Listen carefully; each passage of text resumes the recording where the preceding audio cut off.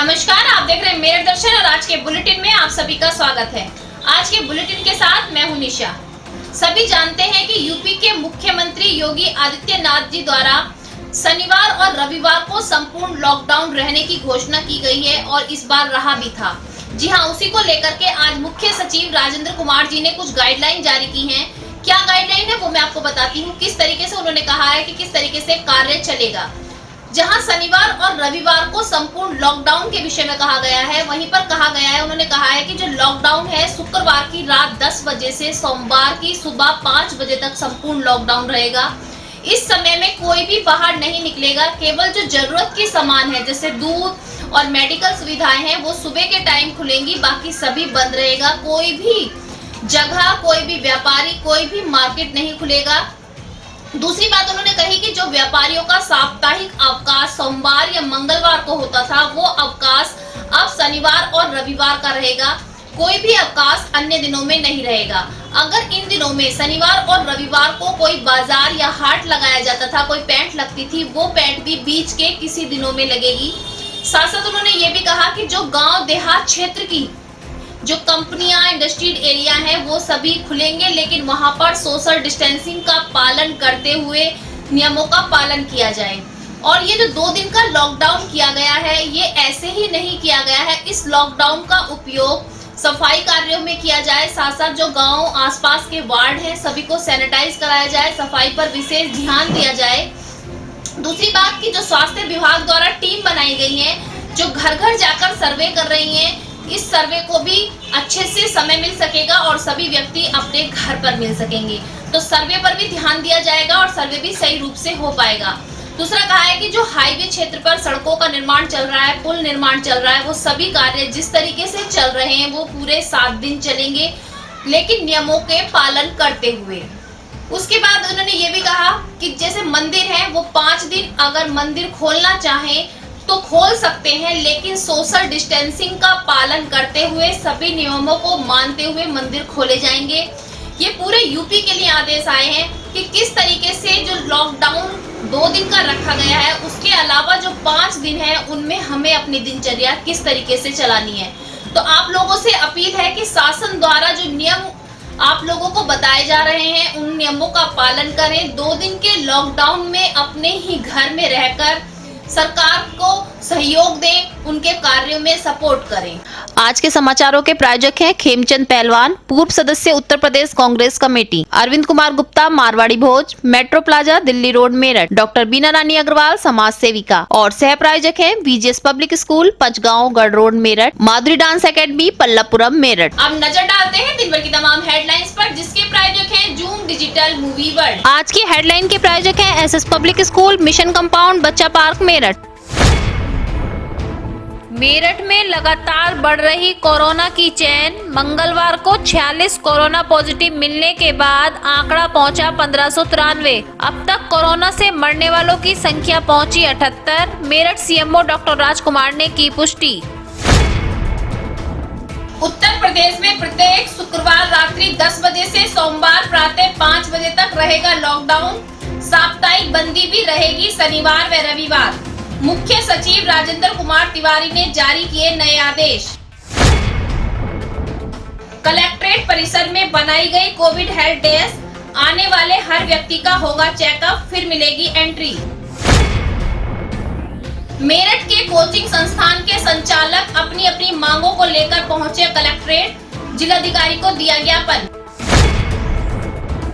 कोविड-19 से संक्रमित लोगों की चैन को रोकने के लिए बेटियां फाउंडेशन संस्था कर रही है निरंतर प्रयास। अध्यक्ष अंजू पांडे ने एकजुट हुई महिलाओं को किया जागरूक। पब्लिक स्कूल अभिभावक संघ उत्तर प्रदेश द्वारा निजी स्कूलों में कोरोना काल की संपूर्ण शुल्क माफी की मांग को लेकर चलाया अभियान। मांग समर्थन हेतु बीजेपी अध्यक्ष मुकेश सिंघल को दिया मांग पत्र। इस्लामाबाद ग्राम पंचायत सभासद व प्रधानाचार्य द्वारा बच्चों व उनके अभिभावकों को निःशुल्क राशन व पुस्तकें की भेंट। इस अवसर पर विद्यालय का समस्त स्टाफ रहा मौजूद। किला परीक्षितगढ़ थाना क्षेत्र के इकला रसूलपुर गांव में मकान की नींव खोदते समय मिट्टी की डांग गिरने से मजदूर की मौत। मौके पर पहुंची पुलिस पोस्टमार्टम के लिए भेजा शव। कंकड़खेड़ा थाना क्षेत्र में बदमाशों ने दुस्साहस घटना को दिया अंजाम। कार में लिफ्ट लेकर सिंचाई विभाग के कर्मचारी की गोली मारकर हत्या, कार लूटकर हुए फरार। गांव फैजलपुर 25 जून को दोस्तों के साथ गया ITI के छात्र की मृत्यु, बोरोवेल में भी नहीं मिली लाश, परिवार का गुस्सा फूटा। The Avenue public school Ganganagar Meerut में कक्षा 12 का CBSE द्वारा घोषित परिणाम रहा 100%। प्रधानाचार्य सहित सभी अध्यापक अध्यापिकाओं ने बच्चों को दी बधाइयां।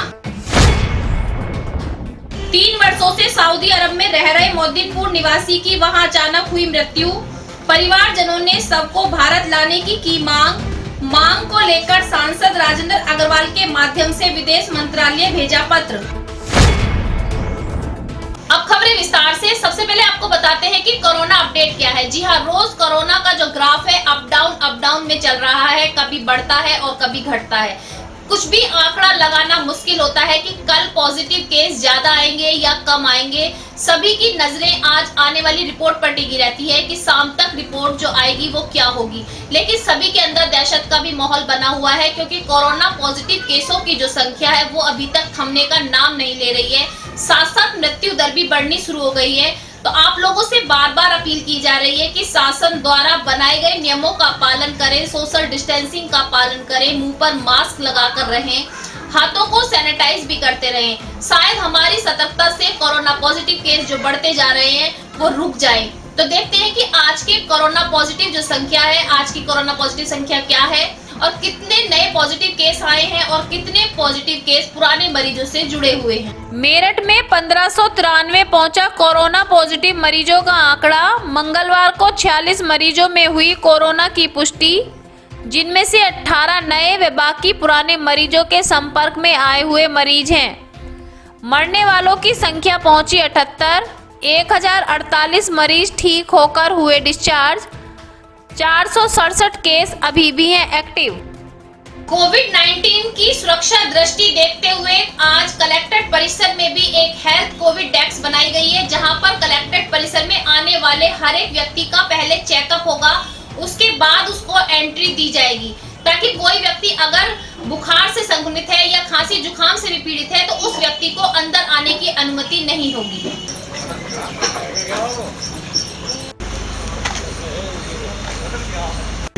किस तरह से वर्क करते हैं, कैसे चिन्हित करते हैं, कैसे अंदर एंट्री देते हैं? अंदर एंट्री जो भी बाहर से कोई व्यक्ति अगर आता है तो पहले हम उसका फीवर नापते हैं, BP चेक करते हैं, फिर उसे सैनिटाइजर करते हैं। अगर उस नॉर्मल है तो अंदर एंट्री देते हैं, वरना अगर उसका नॉर्मल नहीं है या अधिक आता तो हम सूचना CMO को यहाँ देते थे। जहां लंबे लॉकडाउन के पीरियड के बाद सभी को धीरे धीरे अपने अपने व्यवसाय खोलने की अनुमति मिल रही है, धीरे धीरे सभी अपने व्यवसाय खोल रहे हैं और उनकी जो दिनचर्या है वो पटरी पर आ रही है। वहीं पर आज कोचिंग सेंटर के सभी जो मेन कार्यकर्ता है, आज उन्होंने जिलाधिकारी को एक ज्ञापन दिया। उनका कहना है कि सभी को आदेश दे दिए गए हैं उनके व्यापार खोलने के, लेकिन हम लोगों को भी कोचिंग सेंटर खोलने की अनुमति दी जाए, क्योंकि जिन बिल्डिंगों में उनके कोचिंग सेंटर हैं, बिल्डिंग के मालिक किराया मांग रहे हैं, साथ साथ बिजली के बिल भी जमा करने हैं, जो कार्य केवल ऑफिस खुलने के बाद ही हो सकते हैं।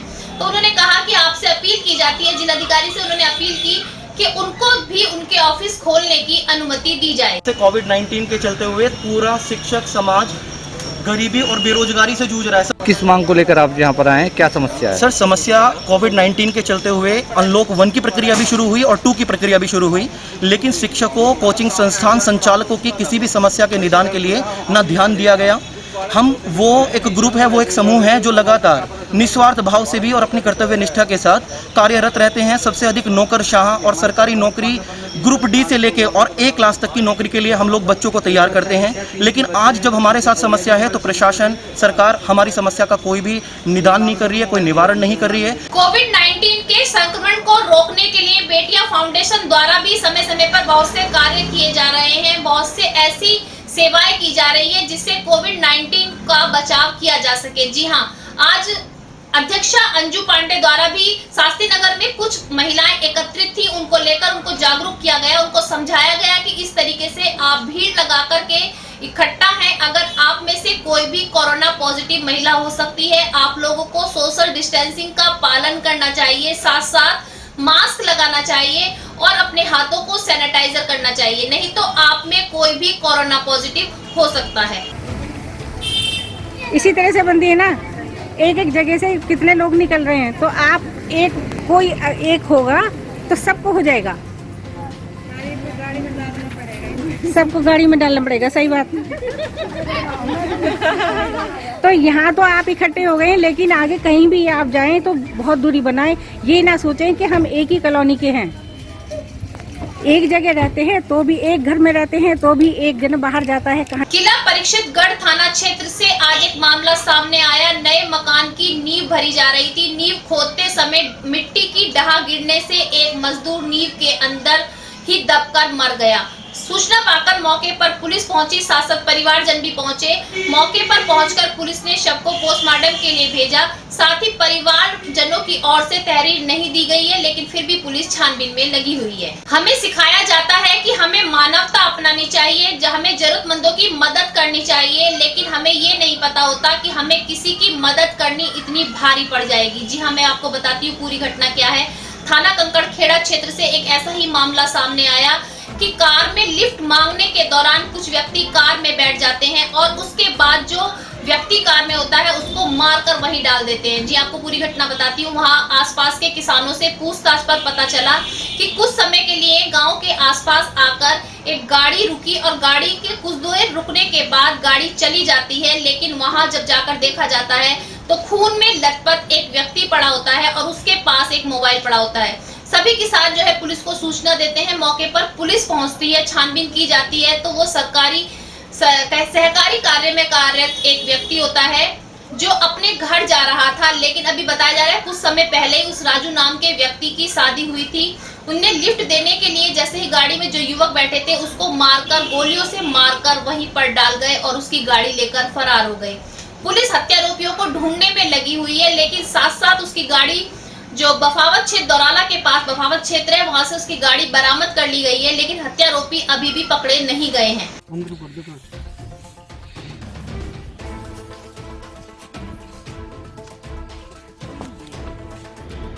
कंकड़खेड़ा थाना क्षेत्र में जेगरी गांव के रहने वाले विजय उर्फ राजू जब अपने वाहन से मवाना के लिए जा रहे थे तो रास्ते में उसका सगा चचेरा भाई जिसका नाम पंकज है वो मिल गया। उसने इनके साथ गाड़ी में बैठने के लिए रोका, एक गाड़ी में बैठ गया। कुछ दूर चलने के बाद उसने विजय उर्फ राजू गोली मार दिया, जिसकी मौके पर मृत्यु हो गई। फिर वो गाड़ी लेके चला गया। पुलिस के द्वारा चेकिंग कराई गई। चेकिंग के दौरान अभियुक्त पंकज जो मृतक का सगा चचेरा भाई है, गाड़ी छोड़कर दौराला थाना क्षेत्र में वहाँ से भाग गया, जिसकी चेकिंग और तलाशी के लिए पुलिस टीमें लगा दी गई हैं जो उसकी तलाश कर रही हैं।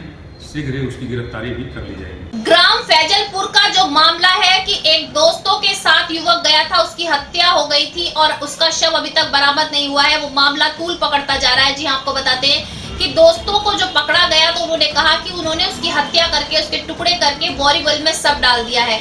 खुदाई के बाद भी बोरीवल से सब बरामद नहीं हुआ है, जिसको लेकर परिवारजनों में गुस्सा है और आज कलेक्ट्रेट पर उन्होंने हंगामा करते हुए कहा कि पुलिस हमारे बेटे के शव को ढूंढने में नाकाम क्यों हो रही है। जैसे कि विकास दुबे को उन्होंने तुरंत ढूंढकर एनकाउंटर कर दिया था, ऐसे ही हमारे जो बेटे के हत्यारोपी है उनको भी अभी तक नहीं पकड़ा गया है और यहाँ तक कि अभी तक शव भी नहीं ढूंढा गया है।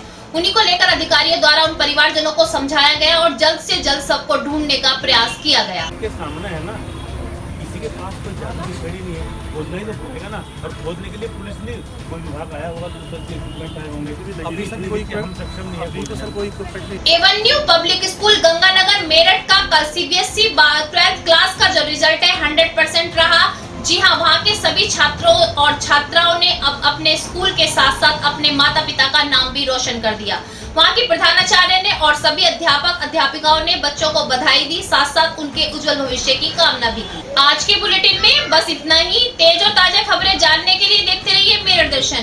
यदि आप भी हमारे साथ जुड़ना चाहते हैं तो नीचे दिए गए नंबर पर संपर्क करें और सब्सक्राइब करें MD न्यूज मेरठ।